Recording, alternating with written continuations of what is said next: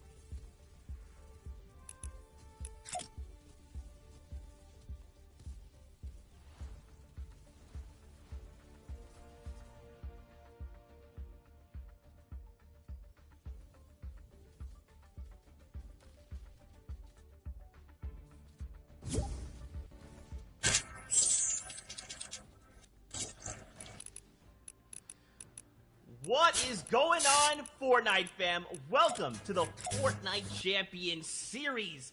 After the heats yesterday, we find ourselves here at the summit, the Fortnite Champion Series Grand Finals. After today, one player in every region will be able to hold the Axe of Champions high. The hype is here. We are excited, and we cannot wait to get into things. If you're joining us at Party Royale, what's up, everybody? Thanks for having us. We're here to have a good time, watch some cool Fortnite action, and of course, don't forget to use your favorite emotes, throw the grenades around, purple, orange, whatever your favorite color is. We'll have a great time. With that being said, I'm your host, Zeke. Joining us here on the analyst desk, we got Shy Wager, we got Bala TW. Guys, I mean, the hype is so real right now.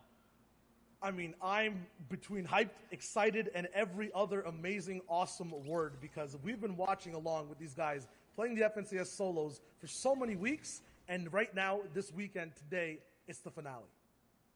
Yeah, I couldn't be more excited because grand finals for FNCS always means that we get some very, very exciting competitive Fortnite action, and we're going to bring the energy, we're going to bring the fire, and I know these players are too. Oh, man, of course, we are going to get into the show, but first, very quickly, do not forget, we are tuning into all things EU. We are going to take a break, and then later on, we'll be back to wrap up NA East on the day. With that being said, let's take a look at the format itself. Yesterday, we saw the Heat break down 100 players, but only the top 25 advanced, and now they find themselves here in the grand finals. Yes, Heats, these were happening yesterday. Now it's the 100 best players all the way from the thousands, hundreds of thousands that's played, 6 final matches, 1 FNCS champion per region, and this is the format that breaks everything down. Yeah, if you're unfamiliar, you get placement, or you get points for placement, you get points for elimination. 14 points total for placing highest, for achieving that victory royale, and that will matter so much over all of everything, but you've got to find the balance. You've got to find some eliminations because that is kind of some guaranteed points every time you pick one up. And the placements, well, you got to see how it is. It's very difficult to actually accrue these in a competitive game.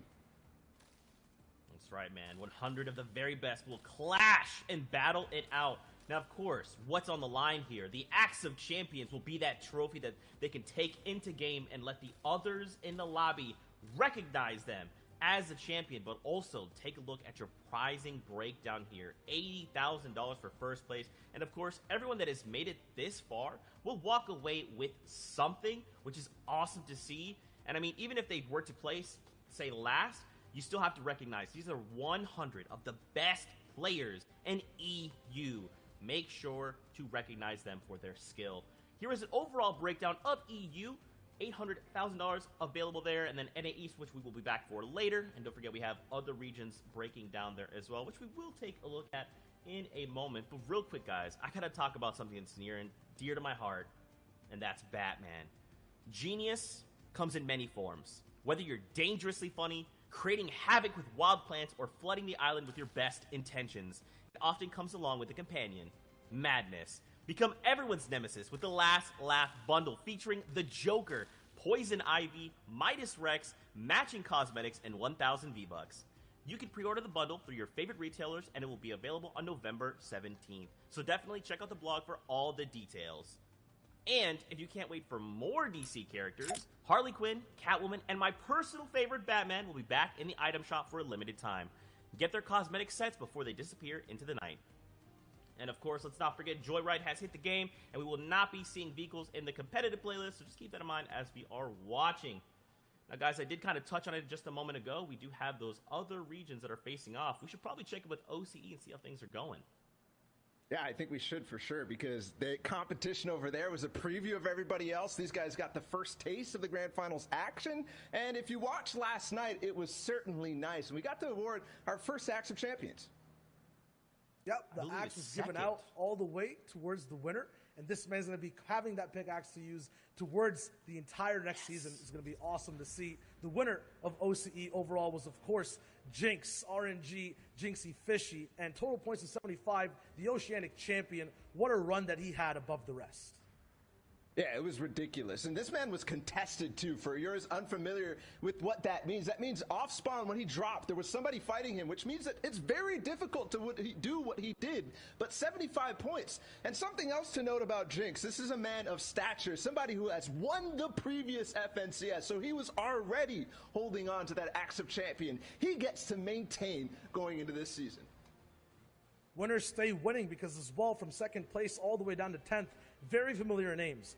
Reefballs, Asfit, Rax, Worthy all the way up to second, Zore, Leia, Moose, Link at 7th, and then Fresh at 6th, who was playing so phenomenally over during the day. Had some help as well from chat, as well as Arab coaching him throughout the entire process. Past that, too, on the second place of Oceania, 11th down to 20th place. It is the same names we keep seeing, but look how close it was overall. Look at the prize money these guys got broken down. 40 points down to 36. Mountain holding 11th. RBK, I don't know, which is Volks holding down all the way to the 20th slot.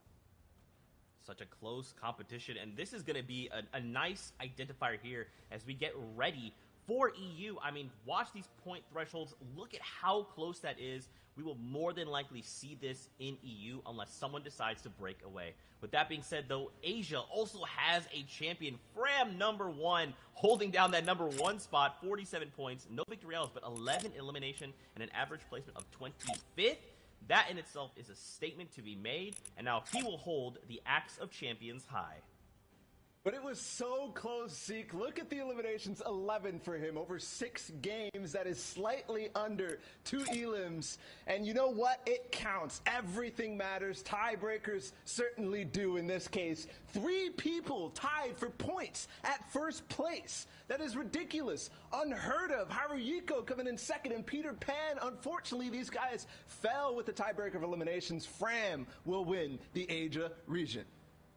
Still, another tiebreaker back-to-back, 44 points, 4 ways through, from 3rd all the way down to 7th place. That is insane to see.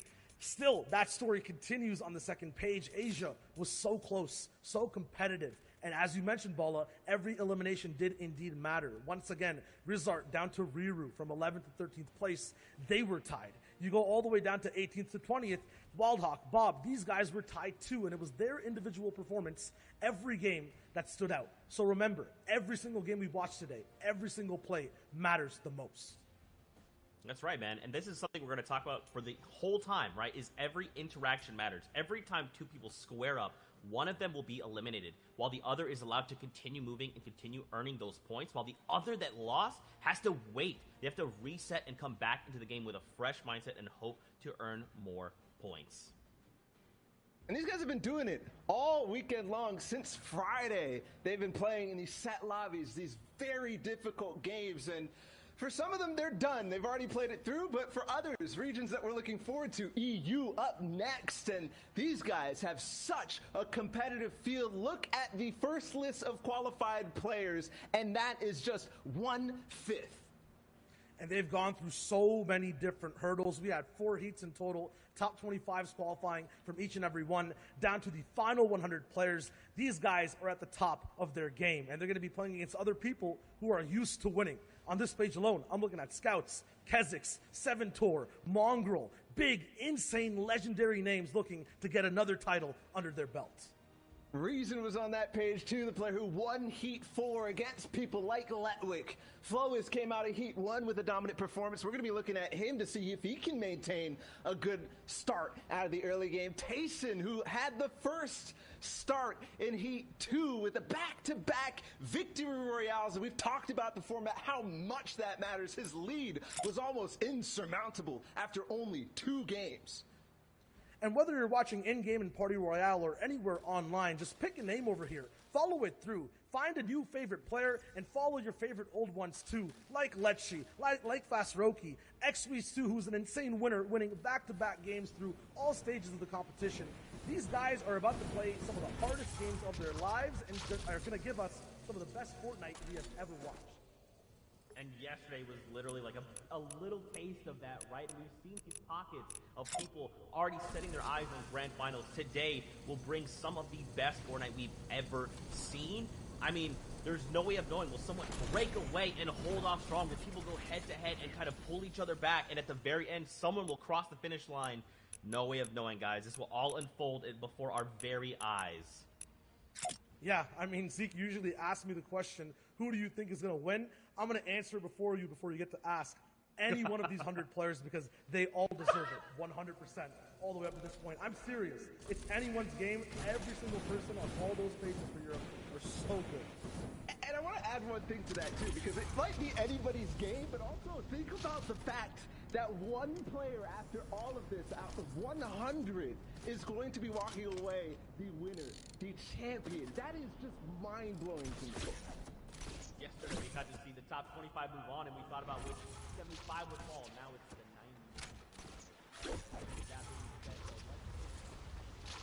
90.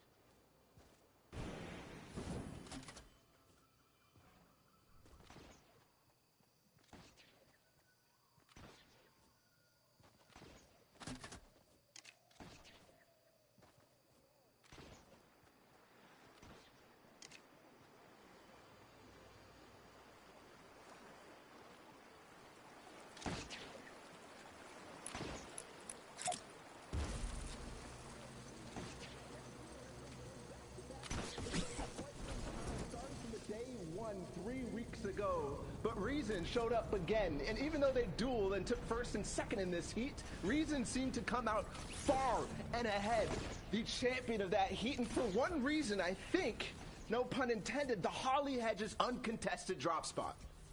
Yeah, with no one fighting you down early game, you have a huge advantage on playing the rest of your game out, going for positions, going for wins. That being said, though, Reason and Mongrel are going to be able to battle it out once again here today in these grand finals, and it's the final round for these guys to wrap up their story. And the important thing to note from Reason, he did win back-to-back in Heat number 4 yesterday against players like Letwig, who had even Kit Shockwave Launcher to try to put him down. He does not care and will go for the biggest streak of 2 back-to-back games in terms of eliminations and wins. So that total amount of points, ridiculous from Reason, we'll have to see if he's in form today. That's the biggest question across the board, right? Who is in form? A lot of these players, they already know the field. They've already scouted each other out. And just like we've done our research, they have too. Now the question is, who will hold strong and who will walk away the champion? With that being said, guys, it is time to get into the first game of the day here in EU. So let's get ready to toss it over to our casters. We've got Clay Staling and Sundown to take us through all the action. Gentlemen, over to you. Ladies and gentlemen, boys and girls, Jonesies, Bonesies, he's, she's, theys, and thems, welcome to the first game of the FNCS Grand Finals in EU, and I hope you got your popcorn ready, whether it's literally or the emote in Party Royale, because this game is about to be a blast. I am ready for seeing all the action unfold. I hope everybody's got their favorite emote out, whether it be take a seat, whether they're with their glow sticks out raving. I'm ready. I know you're ready, Sundown. It's going to be amazing. Enough from us. Let's take us into game number 1. The analyst desk set it up so well. Shout outs to Zeke, Bala, and Showager. But now we're into match number 1. This is it. 6 games to decide who will walk away with that Axe of Champions. Who will be the top player in arguably the most competitive region in Fortnite. It does have the most participants, and there's $800,000 up for grabs here, and here's the initial drop spot. And it looks like everyone's sticking true to where they planned on dropping. We have 3 players in Steamy. We've got, I think, only 1 or 2 players there in Caddy Corner, the 4 in Lazy Lake that we've seen time and time and again from Europe. And, of course, we've got Rezon and Holly Hedges, and it seems like he may be alone. And one of the best comments I think I saw coming out is, wow, everyone is really scared of Rezon. And if you look at some of those early game drop spots, both in heats and I'm assuming now in the grand finals, everyone stays really far away from him, and you can see that in the bottom right-hand corner on the map. Not a single triangle remotely close to him representing another player. That's because he's done such a good job over the course of the entirety of this tournament to stake out the claim, and then also getting a nice little elite chest right there, granting him the legendary burst AR, and he's set to go now. He can begin his rotation and head to center zone. He has those 6 crash pads, which we've seen him execute on so well, and he's basically set to now just farm the materials he needs and transition into the mid game. However, we've seen him go aggressive time and time again with this similar loadout, as now we swing on over. And you saw how careful he was being. He wasn't taking a chance looting that chest. He didn't want anything to go wrong in game number 1, because that sets the pace of your games going forward. Whether you get out to a head start or whether you get to climb your way back from an unfortunate off-spawn elimination. However, Hen, on the other side of it, does have players nearby. Loadout not as great as what we just saw on Rezon, but someone that also did very well in the qualifiers. Came out, I believe, got a second place there in one of the days. He's got that sniper rifle territory, and he's looking. He's peppered up. He's looking for an elimination. I think he's going to be able to catch this play off guard. Snipe going to come through. He's going to wait, and he does. Ardent's going to go down. Elimination comes over for him. Brilliantly done there by Hen to set up that ambush on the side. We've talked about it time and time again, how you need to be careful, but in the early game in particular, it's so hard to really know where your opponents are, keeping track of them. If somebody does get that first shot down and you're not able to react, it can be game ending. And going first shot down and you're not able to react, it can be game ending. And going out there in 96, it's so hard. A 0-point game, and now you have to sit back and watch everyone else have fun while you're sitting there waiting for the next game. As now we hop on board, and Candy, who's going to be in the exact same situation as Milan, turns that one around. And someone who's really been playing a lot better as of late, Clay. He has indeed, and I believe we have 2 Milans here in this grand final. So got a Loft Milan and Normal Milan, but both of them have been playing very, very well and have consistently been making it into that top 25. It seems like almost every single qualifier. So it's really good to see consistency being rewarded, especially with the way the format is. The format rewards those high-placing, high-consistent games. So if you're able to get to top 15, top 25, top 10 every single game, you're going to start to make your way to the top of the leaderboard. And that's what the goal is for the end. We talked about so much yesterday how it's, hey, top 25 is all that matters. Well, here, everyone wants to be number 1. You have to walk away with that top spot. It's a solos competition. If you want the grand prize in the AXA Champions League, all the clout that comes with saying, hey, I am the best player in my region after the weeks of qualifiers and then coming down to this. And Mr. X, who had a beautiful run yesterday to even get him here. The miracle back-to-back-to-back eliminations, but now under pressure from Rifle, going to get in directly on top of him, but sticking straight to the AR spray. He didn't have a shotgun. That's what we talk about. Those early game fights, he just had the assault rifle and the SMG, opting to stick with the AR, and I think that might have been the wrong call, as the SMG could have offered him slightly more damage in that situation, but Rifle comes through and punishes him. And it was such a close call. That Siphon was just the difference maker once that elimination came through. You see now on another engagement, it's between Wolfies and Maestro. Maestro running off this side on the front foot. The pedal is down. Maestro wants to just continue to push down. Shots go through. He's going to break through the wall. And Wolfies is going to go down.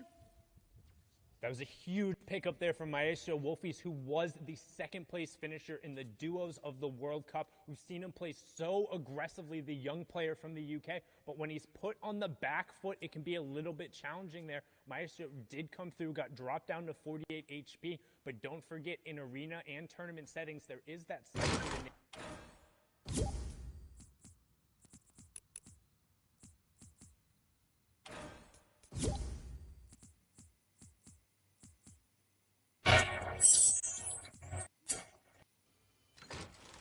key, particularly in the mid and the late game now, as on board here with the Ventex, who takes 2 really big shots and is put on the back foot. He is, but luckily enough for him, he does not have any shield pop. Now, it's not going to be as good as he is going to be fine in time to get those minis and that big shield pop. And Intel over there needs to find an aggressive push into the box and needs to catch him off guard. If Ventex is not able to get this med kit off, this does not look well for them, but it seems like the med kit will be popped. He does get back to fighting HP.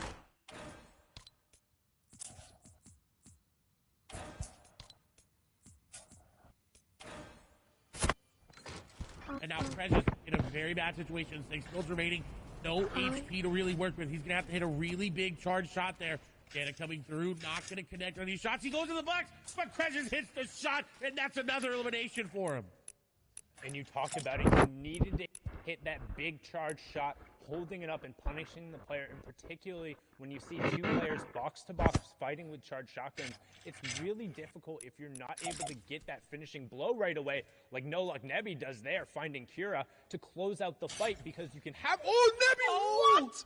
Don't even forget my point there. Nebby showing the power of the hunting rifle, showing up, catching 2 players on the outside. However, look in the bottom right-hand corner. A 3rd player is now rotating by. So can Nebby get all of these resources and get out without getting engaged on? But those are 2 monstrous shots. He's got to feel confident there, and definitely not living up to his name. Plenty of luck going on. And you think the words from my mouth. Nebby with some amazing aim there, just getting what he needed to get started. However, someone who is not having amazing luck is Janice right now. 134 effective HP. It means he fought either off spawn on rotation. Now he is going into the orchard, which does allow him these campfires and the apples that drop that give you 5 HP per consume. He's going to be in a good spot. He's able to really farm up. But Janice drops Steamy stacks. And look at his metal count. It was only 97. Coming out of Steamy with only 97 metal is not what he's used to. And this is definitely impacting his gameplay. And it's going to be tough there. Also, tons of players will know where he is, stoking that campfire, putting off the smoke signal. You can see him, those apples dropping, but instead opting to burn the extra wood. Good trade-off there. And really going into the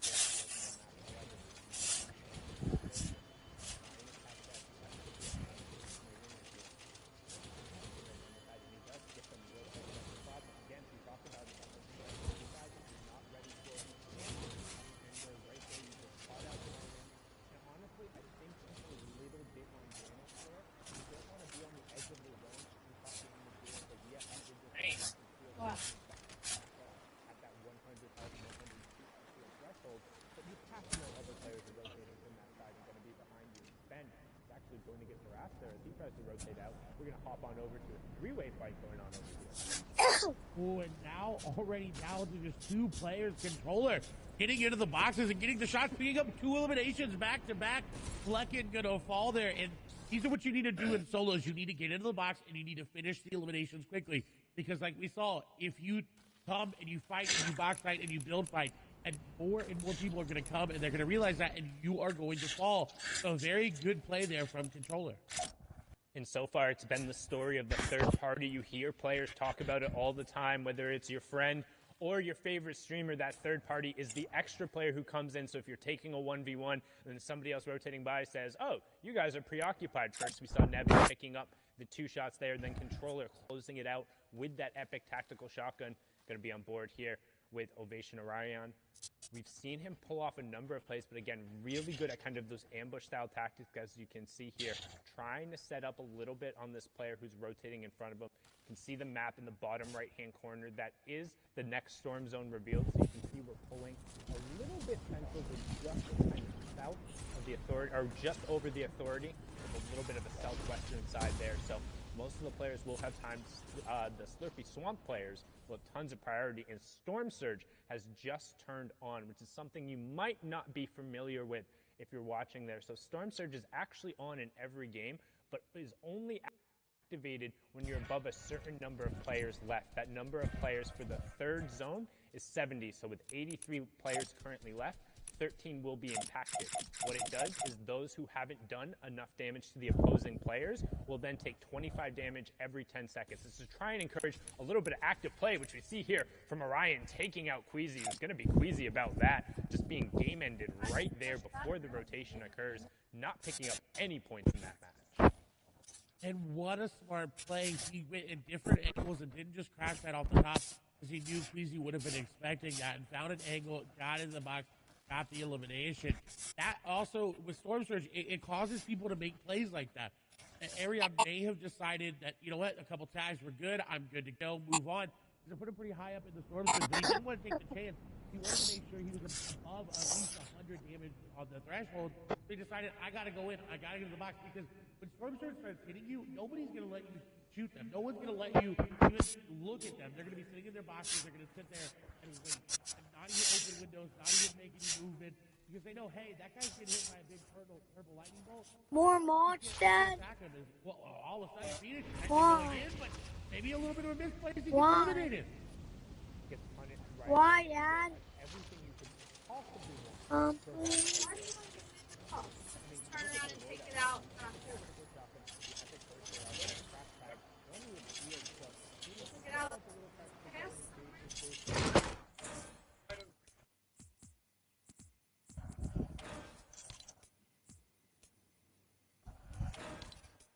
Dad,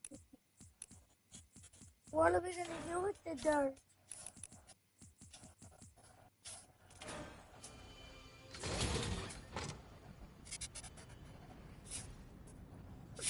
Brilliantly there, picking up supremacy momentum in number one elimination and also closing in on that first placement threshold flag.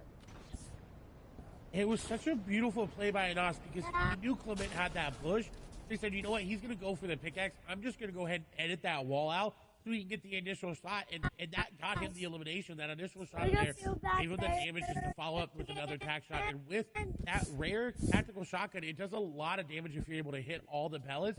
And that's exactly what he did. Now, on his way, he got the pepper placement threshold just came through as well. And now he's moving in. He's got a very great loadout to secure himself a very good place in here. We know Anas is good. No.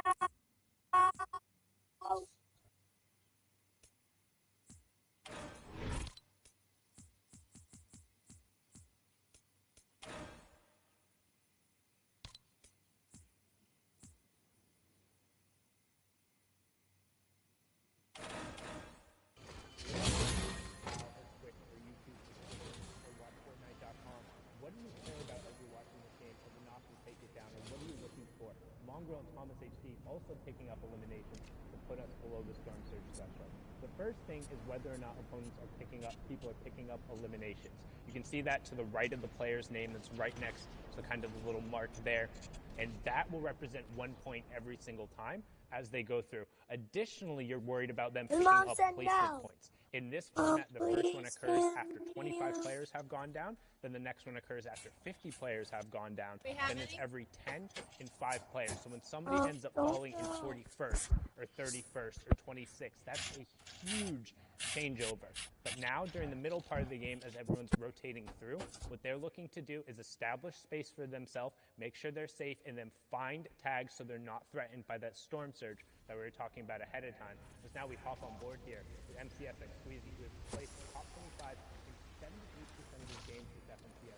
Best thing he can do, and that's something to contrast with the fact that he also plays really aggressive in the early and the mid game. If he gets caught out, he's able to convert. He had some of the highest elimination totals throughout the entirety of the FMCS.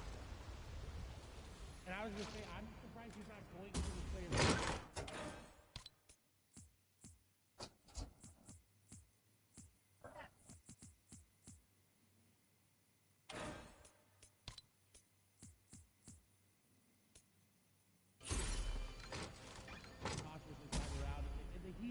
The qualifiers, he knew he had a little bit of leeway after that great performance that he had. He was able to play a little bit more aggressive and still get top 25, which is insanely impressive. Now, the biggest impact of the game right now is going to be this Kit Shockwave launcher in Thomas HD's inventory. He's already got an elimination because of it. He's also already near the next zone. He doesn't have to rotate very far, which is really good for him because he only has 94 materials. He only has 94 materials, and he's right by the priority on high zone. This is the 4th zone, which means it's the last safe zone that's completely inside the current safe zone. After that, the 5th one will be the half in, half out, which kind of signals the transition into the end game as Thomas helps end Sebi's game there. He's going to be sent back and have to queue up after that, and Thomas hits him with a favorite emote. Hey, if you got that emote and you're in Party Royale, mimic it right now. Let Thomas know you're with him and sending him the aid because he has a really good shot to ride this game out with where he's positioned, because after the 4th zone, you don't want to head super central. So all of a sudden, if that half in, half out zone pulls to the south and is on this high ground, and he has all the shockwave launcher plus a launch pad plus the mythic charge shotgun, it's going to be really difficult to force him out of a priority position. He's going to be something to watch.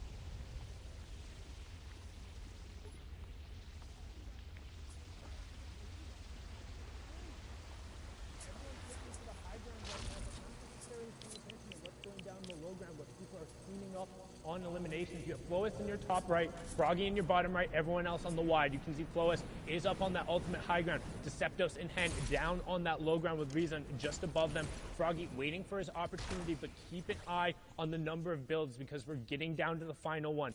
Flois going to pick up an elimination there, and he's doing a really good job at just maintaining that high ground control as we're closing in on our top 5. One more player will go down, and then it's all about getting to the top 3. Boom, we have it. Letwick, Bad Sniper, Froggy, Hen, and Flois, top 5 in game number 1. And Flois looking to close out 4 eliminations, but Froggy down below, you cannot count him out yet. He is right there. If he takes down Flois from below, that'll be so huge for him because he will get that shockwave launcher, get that mat refresh.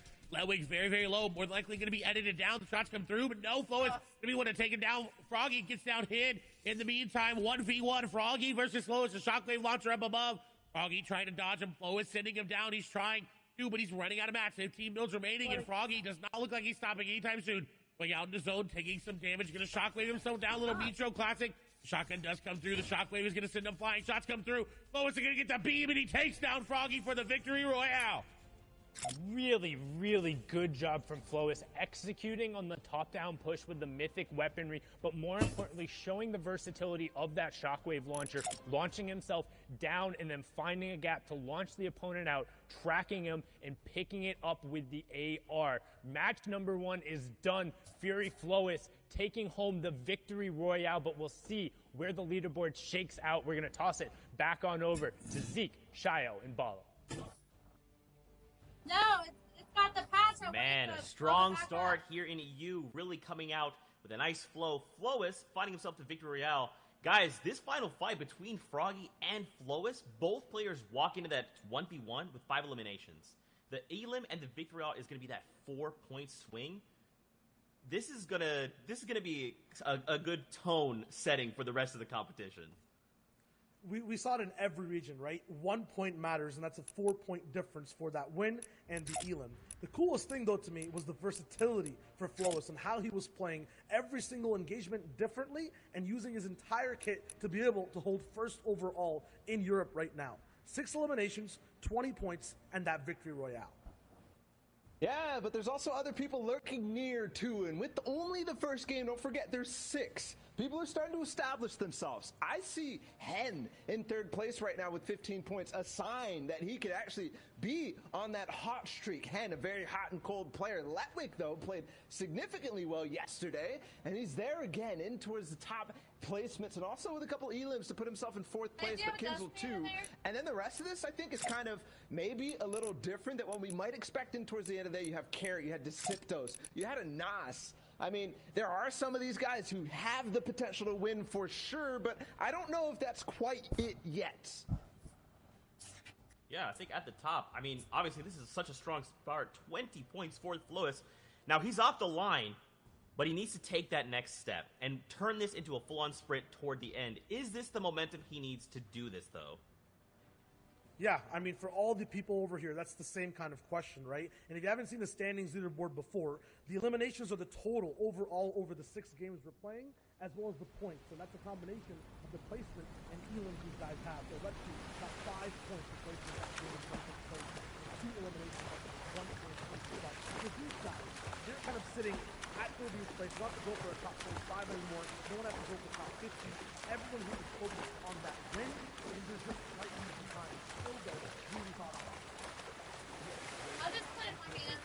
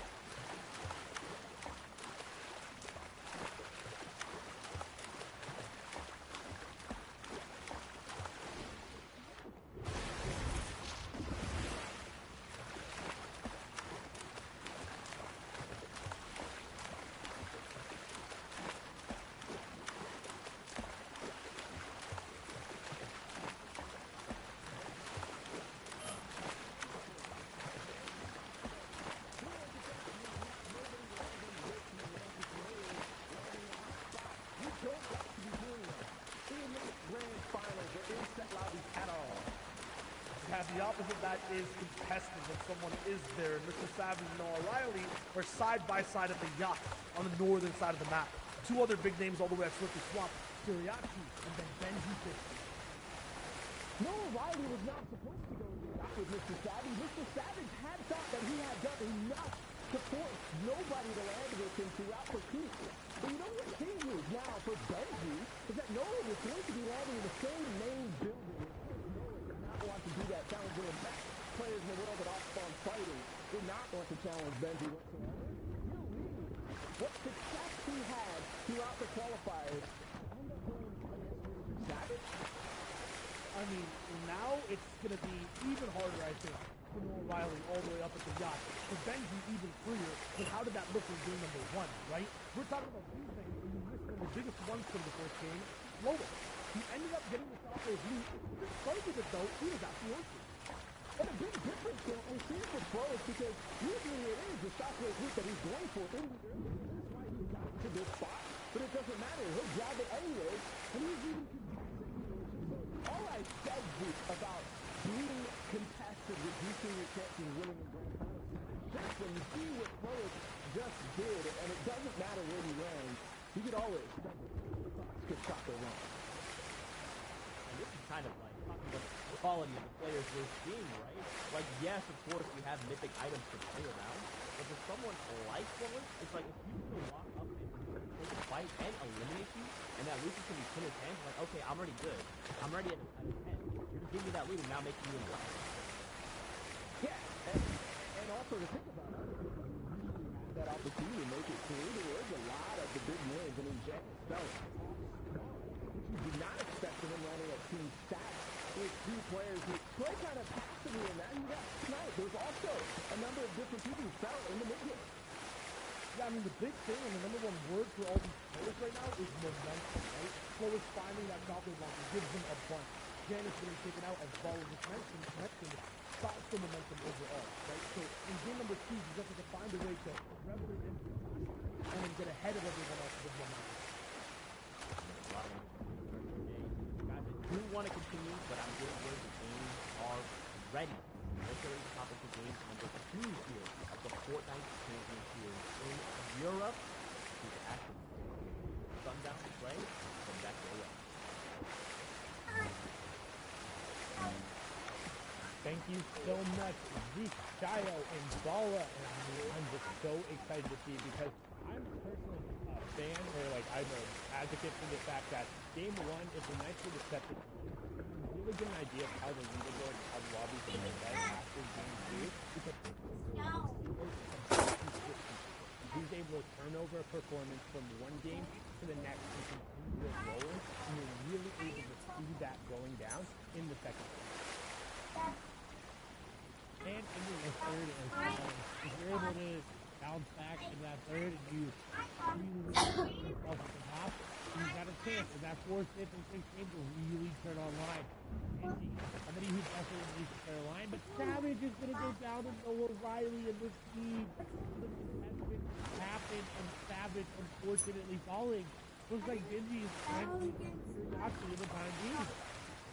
Benji trying to set up one of those ambushes here on the side. You can see him trying to pick up Curiosity as he's going right from the close like he is going to find the initial burst out there, opting not to use that sniper rifle and instead closing the gap on him as fast as possible to see if he's able to get a white tide coming through, using the tac shotgun and the high rate of fire to push through the box. And well done, Benji. We talked about the contestant over there, and he says, oh, 0 out of 10 for the effort. The Russian judge doesn't even give him a point. Benji taking it down there. That's right off in the start for him there. You can see in the bottom left-hand corner, the two most contested areas are Rig and Salty Springs.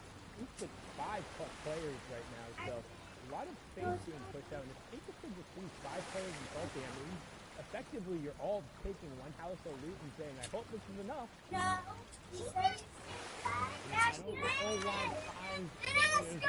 And I think it has to be something with reason. Away from Holly, anybody that normally landed in that path. No, I'm just going to go try my chance and solve it there. It's weird that now over to the Tortilla. This is a convoy. And he's been probably using for a while. We know that. But he does not have ocean. First, they are an ocean battling subject. someone else may have snagged it from him. And his aim, with what he can do with it, that AR is so good here from him. It looks like he's not going to need it now. He's going to get some tags. Player's going to have to back out. Mongo, though, not going to let him do it. He's got to be careful. He is running out of AR. And he says, you know what? Who needs an AR? I got a shotgun and a crash pad. I'm going into the box. He's going to jump a little bit. Almost destroying the crash pad there, but the continued pressure as he's keeping up is trying to keep this player from going any higher. It is Smudge just trying to get away. He's got a little sliver of HP, but Mongo's going to get in the box and do that Mongo classic and get the elimination. Like, he had to resolve that fight right away, because even picking that up with the additional match drop, now he has 52 materials, and while he is in the zone, as he did Look at it. he's going to need to find it, and there's so many other players around this area. Maxed out quickly, but now hop on board with a match #1 winner. As you can see, the format on the right-hand side, each elimination being worth a point. You see, once you get into that top 10, you'll have 8 points, all the way up to 13 for first, and you can see 11 to 15 is 7, 16 to 20 is 6, the interval for 5, then the interval is 10, and of course, you get that third place of players has gone down to still plenty of players who need to drop here. Generally is a little slower than you typically see a little more aggression going on. However, as further on, when they started with the state and the players become that much more difficult to fight against, it's really hard to confidently take an early fight, as we have Rack and the Costa Rican Sebi in a battle over here. Ooh, and Rack on the back foot already. Though this is athletically above Patty and Sebi going in. The shots are going to go through. He's going to get the initial damage, and he's going to fall into the AR. The crowd scramble is going to pay off for him. Elimination comes through, but now the question posed for Sebi is, can he go get Shockwave Launcher in that charge shotgun, or will he settle for some result moves? And generally, that's the goal, is to go through, get whatever you can from the weather station, resolve the fight there, and then head down and hopefully pick up the remnants of whatever happened at Caddy Corner. And now we run over to Authority, where we have Letwick, and now the one who was able to steal away, make us a grapple gun, kind of rotate out. But now, match #2, you see Hardfind working to set up a trap and a base, and you've seen before a number of times, particularly around that Volta area, where there are some areas you can't build. Players look to have just immediate drop, but Letwick is set up really well in terms of its close quarters combat. Just having that SMG as well as the tactical shotgun and a legendary pistol, you see as 3 really high rate of fire weapons, like a continued ability to spam and press a hardfind. He's gonna be looking for an enemy but players just farming up. And it seems like they're respecting these areas of the community. They kind of know, hey, he's going to be on this side, because I know how he lead in from hard fight perspective. But starting off this is the players that are around. Parrot is there as well. You got 2 other players on the side. And Lewick is playing this very well. He's hitting some things, and he's standing still. So that's how the hits can act. They walk around, sometimes they'll hit stuff that's in their way, and they'll stand still to see him moving there. On the other side, we've got Wolfies, who's going to fight against some Marauders. Wolfies going to get out of those Marauders very, very potently. They those things at you, and they try to eliminate you at all costs, and they've got very, very good aim, especially with that hunting rifle there, the Deadeye Marauder. Wolfies is pretty low, but he's got Ardent pretty low as well, 150 HP. Now the Marauders are coming in here. The third party is fighting. Sometimes the third party does not always have to be an actual player. It can be the AI. This is really good for Wolfies. He's allowing the Marauders to go after the player and go after him forward to get the initial damage. But if he goes in, he's got to be careful. He can't look to go in right away with all these Marauders around him. If there's going to be damage to him, they're going to be very, very, very hard to build through and walk through. As you see, the builds are going to get broken. This is bad for Wolfies. He needs to get rid of the Marauders. The shots are coming in down to 11 HP. He's only got 2 builds remaining. Watch red place. He can't move anymore. Got a player right there. So the sniper shot is going to come out, and it does. But he goes down to a Marauder. Vato getting picked off there, but the Marauders catching Wolfies out. No build, no natural cover nearby. Ardent soaking most of the aggression. Him opting to go down. Ardent will clean up all of that. So good heads up plays by Wolfies to pick up the snipe, but the Marauders ultimately enacting their revenge there. difficult when you get caught out by them, particularly in the opening build.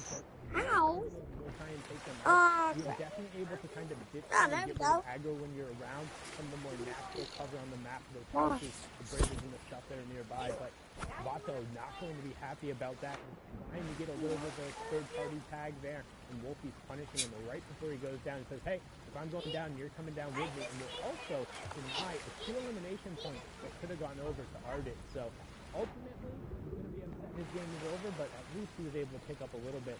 He's now back on board to slower.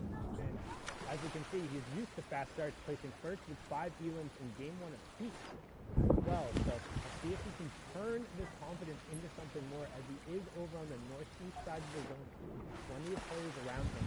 However, he has priority on the rotation, but not a ton of materials to really do it. You don't want to be forced to burn with metal in the brick here. We refer to those as the hard materials, because once they get those up, it provides that much more defense for you. However, just they're so much harder to get naturally as you move through the map that Flo is finding Cammy there. Immediately he's going to head over there because he's like, hey, I need those maps. I need those refreshers. When we talk about refresher in the term, this is it, because that's going to be refreshing for him.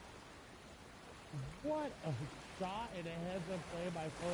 He desperately needed that, as well as his ammo was pretty low, too. 374 AR, that's not enough going into an in-game competitive Fortnite game.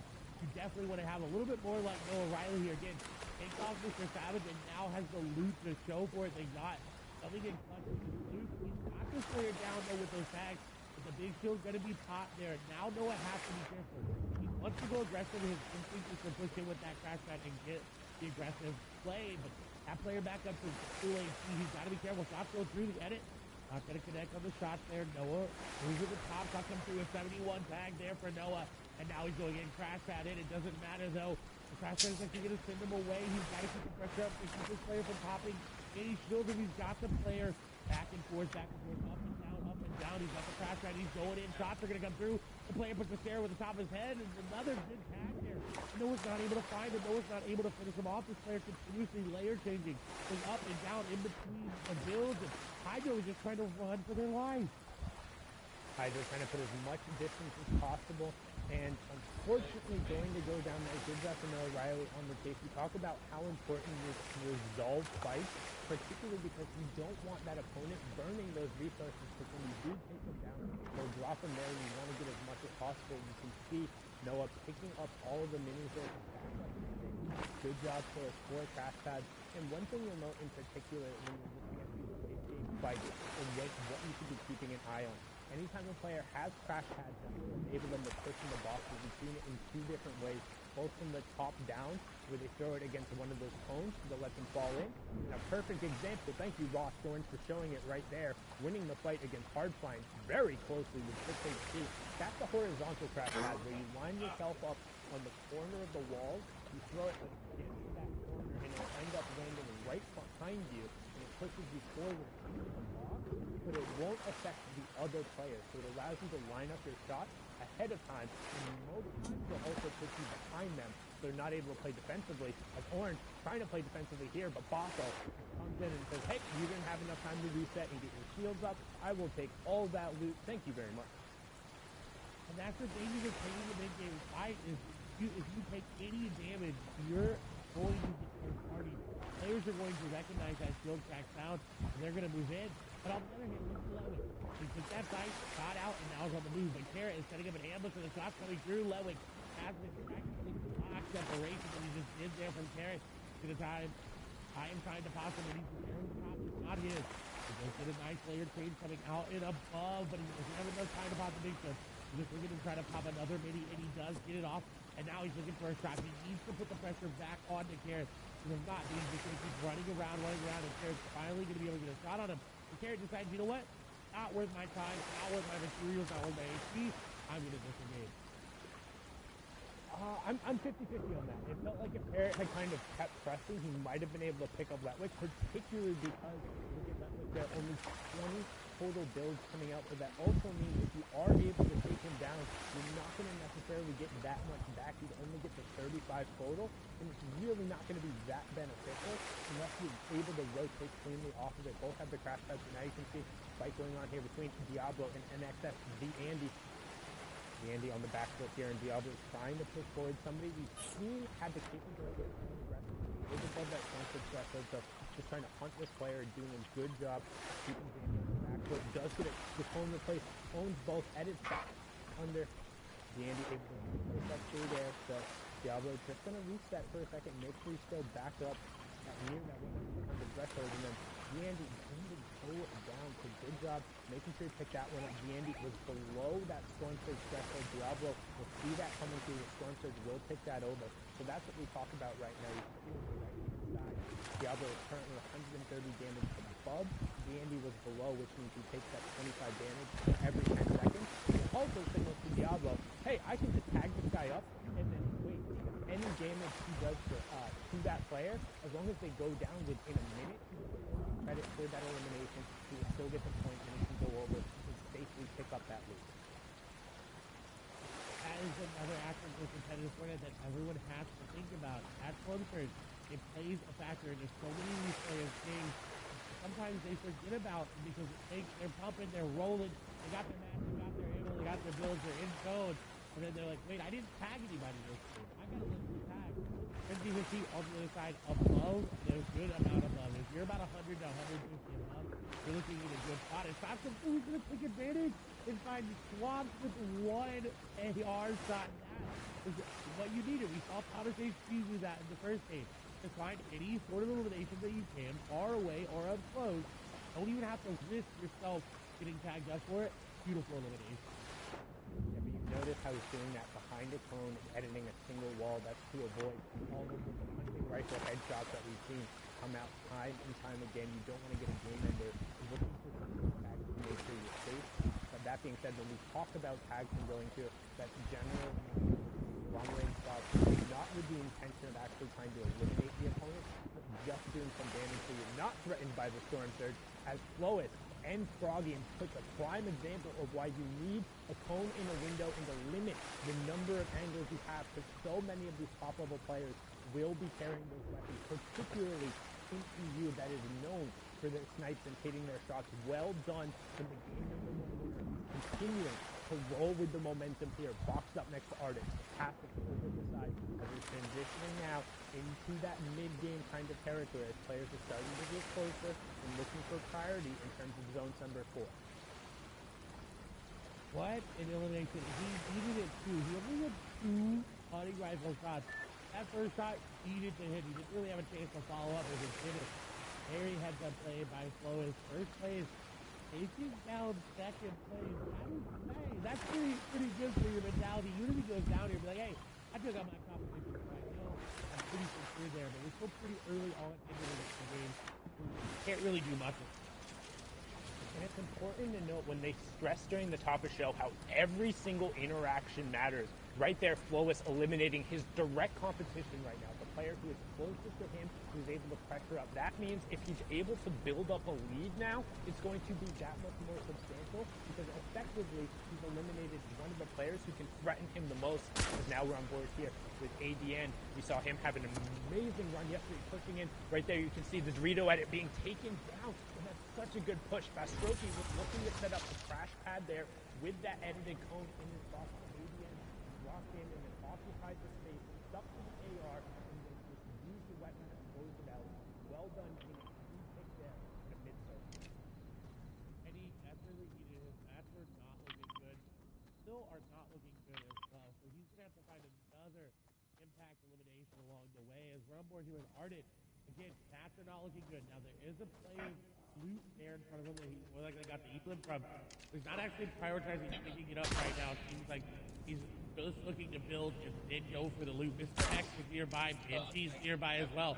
Artist in an awkward spot. We've got Scram in this game here as well. Handy, Cass, and Flick. A lot of players still alive. 61. We talk about Storm Surge. This is a threshold where it's 50. 11 players need to go down. Arda makes the heads up play, he's gonna box, the crash pad's gonna come through, but that's bad first. Let's use the shot come through, he does! Maestro gonna go down the aggressive play, not gonna be rewarded, and Arda be rewarded for his passiveness. Yeah, and you can see the reason why so many players are fighting right now. Both that storm surge and trying to get priority. We talked about fourth zone. Look in the bottom right-hand corner. Everyone is looking to box up and take their place on as much real estate as possible. So when that happens, half out is revealed. You don't want to be sharing a spot next to somebody as you go to rotate, and they're looking to clear out the players nearby. As Arctic picks up Lois there, so 1 and 2 are down. That's going to open up the leaderboard. Tons of players will have an opportunity to charge up. Eyes are now on 10, and whether or not he can kind of extend his lead out there. As Arctic also picks up Lecce.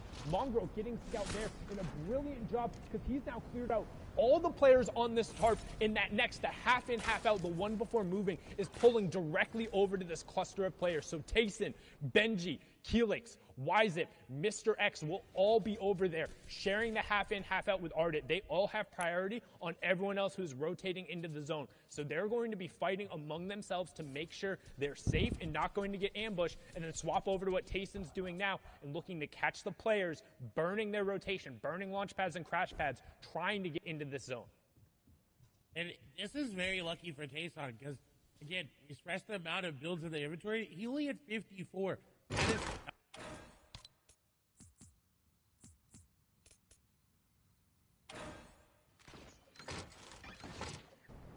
is those crash pads, you start wasting those builds to box up, and he needs to find somebody. As shots come through, he's not going to be able to beam people out of the air just yet, because we do see Nebby unfortunately falling, but he did get that top 50 placement threshold, which is what a lot of people are playing, that consistency. Hey, at least I went down inside of that. Tayson, however, is looking to get aggressive, and I believe that's on, I think this is Benji. I'm 97% sure Benji is right nearby. If Benji makes the wrong edit, he goes into a box that's not his. Tayson is going to go aggressive. You see the big shoulder's going to be popped. Edit's going to come through. No crash pad in. Shots coming through. And Benji's going to go down. Tayson going to take him down. You called that he was looking for it, waiting for Benji. He heard him trying to set up and get some space, knew he was pressured around the side. The horizontal crash pad entrance puts him behind Benji, cleans it up with the tactical shotgun, and well done. And Hen, the third place player on the leaderboard before the last game, going on the high ground right now, has priority position with Enos and Mongrel just below him. Also Floki on the same ground, but we're going to hop on over to the Become Legends player. He's been playing so well recently, cleaning up the Cash Cup on his birthday. Had a phenomenal performance yesterday.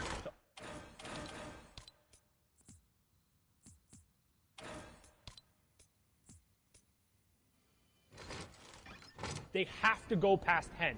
You do not get to past Hen, and you notice he's built so much space around him, so he can't be shot at in return. All of these shots are completely safe, so anything he's able to convert on will turn into points for him here, as another placement point does take over. Now he's not shooting through that wall. That is just one of the graphical issues with the replay. He's picking up tags, but now you can see setting up a crash pad, going to use it to go on the rotation late. They picked up a key elimination onto Wyzip there, as we have our top 35. And it's such a key elimination because he gets Jules' glider gun, and now he's got free rotation everywhere. He could win this game based off that elimination. It was such an impact elimination, but he's being a little bit too greedy on that zone. He did get tagged up, but he's still good. Rotation coming in. We do see Safik going down, and rotation X Squeeze went down as well. So a lot of the big names are out of this game, but Hand looking to keep his stream alive and take down one player who landed right on top of him. That was a very, very heads-up elimination onto Pablo, but he's not that healthy. He has those minis in his inventory, about 126 in his inventory, about 126 effective HP. He needs to find another one.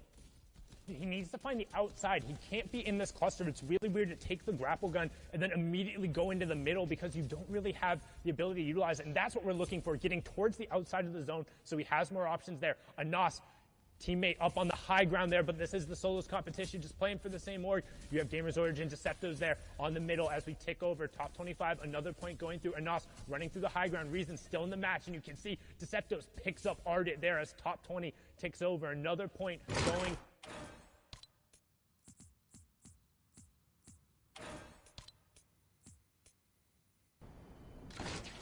Harping his way through and making sure that he...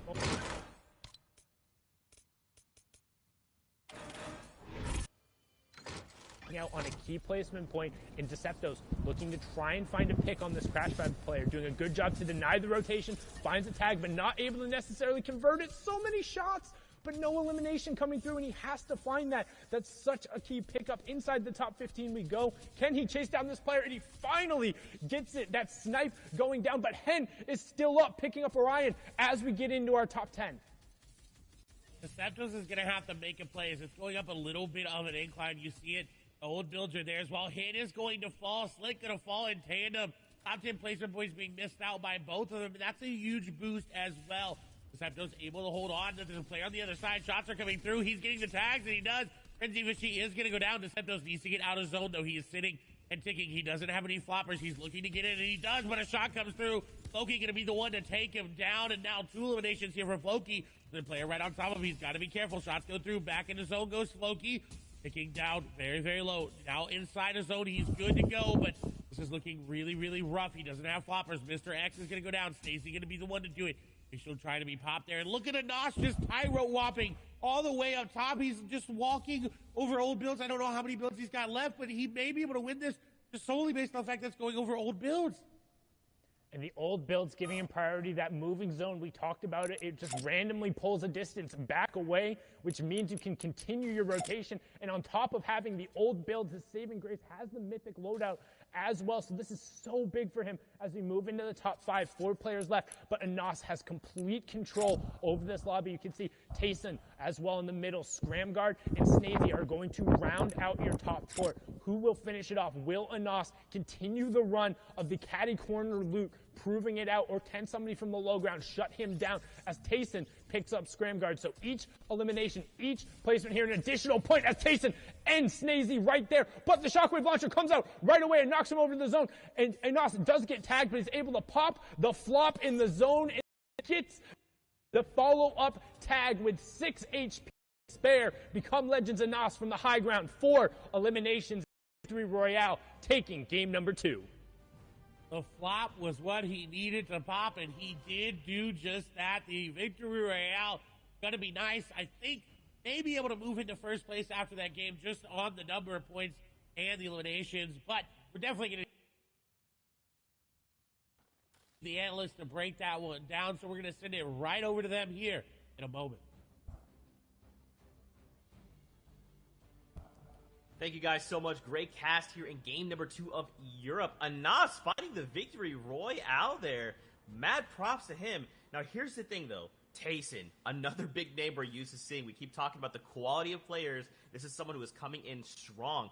Ends that game in 5 eliminations. Had he picked up that VR, that 4-point swing would have actually moved him higher up the leaderboard. And we'll see that as we take a look at the standings and look at who is currently holding down that number 1 spot.